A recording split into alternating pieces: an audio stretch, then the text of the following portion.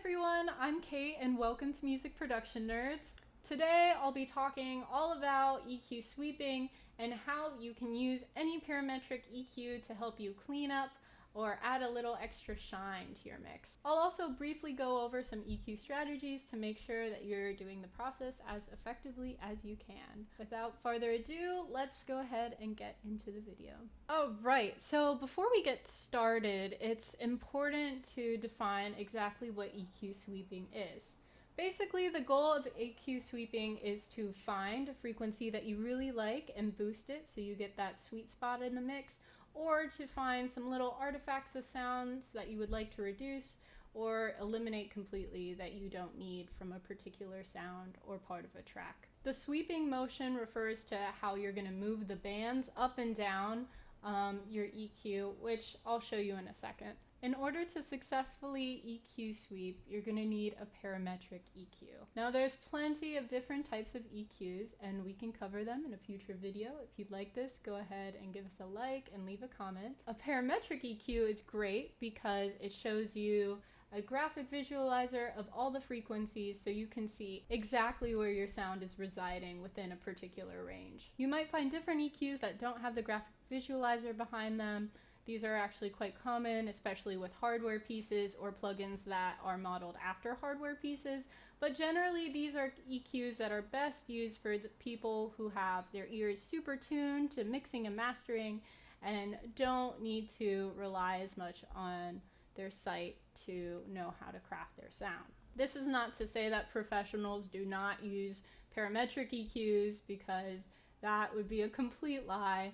Having that graphic element for you to visualize where your sound is on the spectrum is helpful for people of all skill level, and it can really ensure that you're getting a very precise mix and that you're eliminating or boosting the frequencies as accurately as possible. Luckily for us, any DAW has a free parametric EQ included in the stock plugins, but if for whatever reason your parametric EQ just doesn't speak to you, there are a ton of free EQs available online, and we'll link to one of our articles on where you can find those free EQ plugins. Alright, so I'm just going to go ahead and pull up my EQ8 in Ableton, and all the 8 refers to is the 8 different bands of the EQ.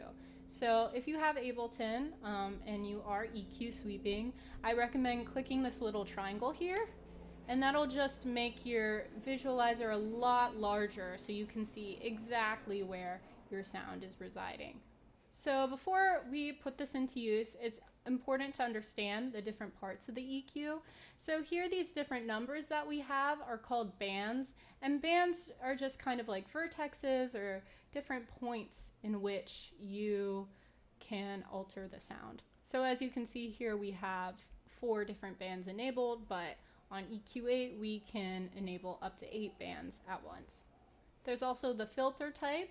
For EQ sweeping, we're going to be using what's called a Q filter, and that just kind of looks like an O.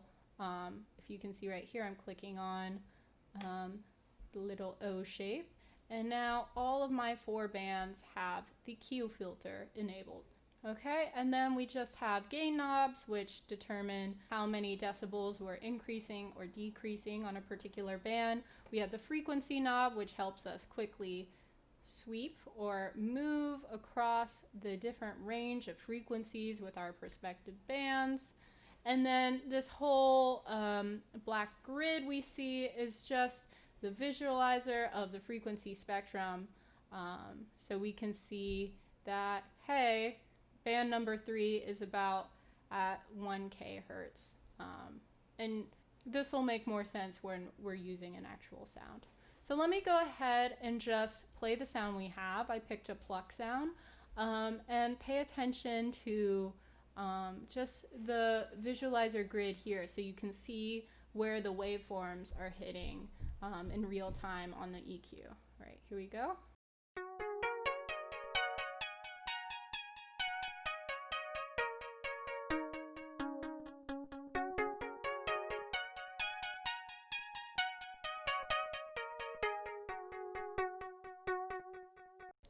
All right, and really really taking a look at where your frequency rests before you do anything in your EQ is always a good idea, just so you can have a visual idea of how you're altering the sound. So the first type of EQ sweeping I'm going to talk about is positive sweeping, and this is mainly about finding spots in your tracks or in your mix that you'd like to emphasize.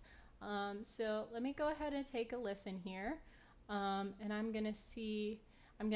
you'll watch, I'll take my band that's enabled with a Q filter, I'm going to sharpen it a bit more, and I'll just go ahead and move around my number 3 band back and forth and really listen for spots in my pluck sound that I really like, and then I'll show you how we boost it. So let's go ahead and do that.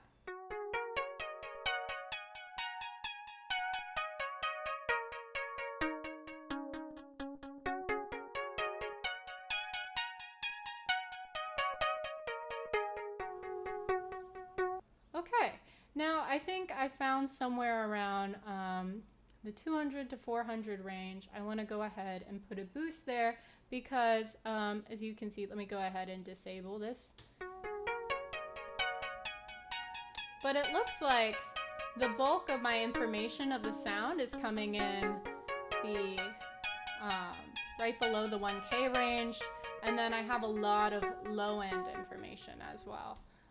But I want to emphasize the information that's around here. So what I'm going to do is I'm going to take my band. Right now I have a 3 because I have a 2 band because I disabled my 3. I'm going to increase the Q value. So all that means is it sharpens the curve of your boost. You can see I can make it even sharper, or I can make it a bit wider. But I think I want it about like that. And I'll just adjust as needed as I listen. The key with EQ sweeping is it's a very active process, and you have to constantly listen and see how you're altering the sound to make sure it's an appropriate change. Another thing to note is I'm only going to boost something, you know, about 2 to 3 decibels, if that. You know, there's no set in stone rules, and ultimately your ears are the ultimate tell of what is right for your mix. But generally speaking, it's best to stay within that range for boosts and cuts. All right, so let me go ahead. I have my general area of where I want to boost. Let me go ahead and pick it by listening and actively adjusting my band.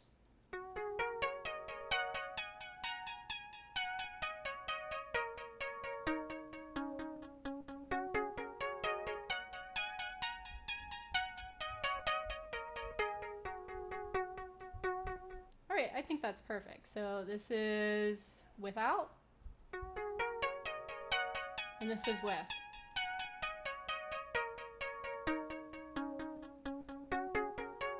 So you can see it brings in a lot of those middle frequencies that we were missing out on. Also with this sound, I know for my pluck, I don't really need all the low end information that's coming in.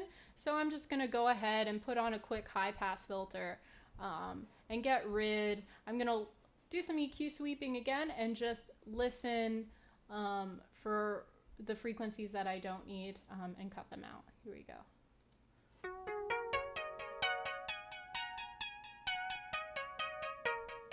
So here I've gone too far. Let me dial it back a bit. All right, make my Q just like that. All right, great. Okay, and then the other type of EQ sweeping is reductive. So that is just sweeping the frequency range to find any sounds that you'd like to take out. Usually these are like ringing tones that just kind of mud up your mix.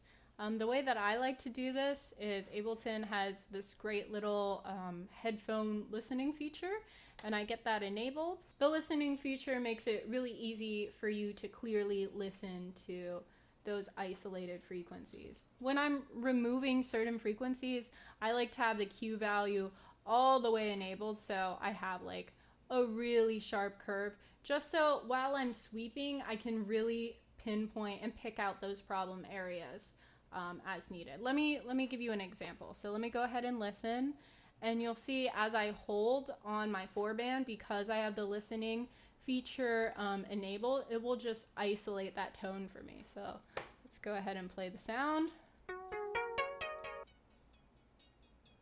Okay, so wherever you hear that sort of like humming noise,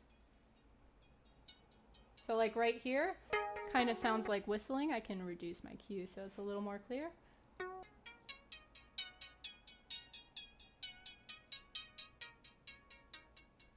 But you can hear it's kind of whistling. So once I found that frequency,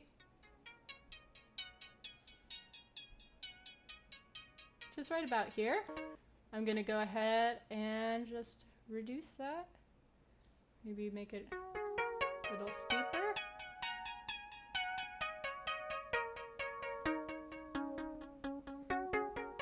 And there we go. And you can do this with as many bands as you want. I'm just gonna go ahead and do this with 3 more. I'll enable my 5 and my 6 bands just to give you some more examples of taking out unwanted frequencies.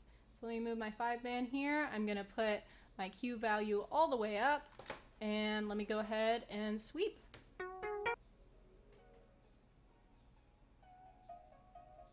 Okay. Here there's some whistling for sure. Let me go ahead and reduce that.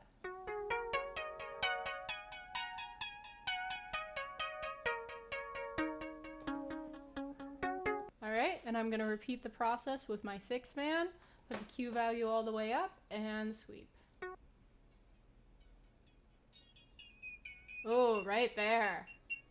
That's some nasty sound. Alright. Let's go ahead and reduce that value a bit. Alright, and you know, that's basically it for the technique. It's just important to really practice this and, you know, really use your bypass button on your EQ to see if you're making a positive difference. So let's take a listen here. This is what it was before. And this is with the EQ changes.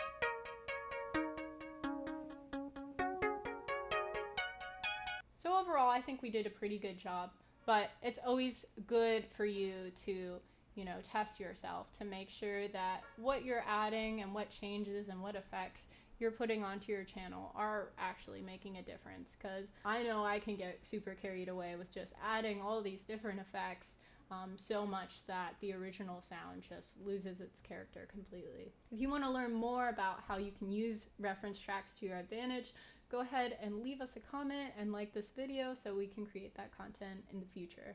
Another thing that I think is really important is to try and produce at a low volume. Our ears are trained that if something sounds louder, we automatically give it the bias that it sounds better. So you want to make sure that you don't give yourself the benefit of the doubt and that you mix at as low as you possibly can to really make sure that your sounds are balanced, that, you know, your EQ sweeping is really doing your mix justice. And this goes for using reference tracks in conjunction as well. Take a listen to even how at a low volume that reference track sounds. And my final stipulation is that ear fatigue is real, and when it comes to something as specific and precise as EQ sweeping or anything having to do with the mixing process, it's really important that you break up that process over a couple of days, a couple of weeks, a couple of months even, just because our ears become so accustomed to what we're creating that, you know, you could spend 5 hours on something and then the next day you hear it and you're like, what was I thinking? It's just really important for you to give yourself the time and space to properly mix and EQ sweep, make all those changes over a period of time. And giving yourself this time and space will usually produce a more well-rounded and usually better mixed track as well. All right, well, that is it for me. Thank you all so much for watching the video. Please feel free to subscribe, like, and share, and visit our website, musicproductionnerds.com, if you'd like more music production tips, gears, and plugin guides. Bye.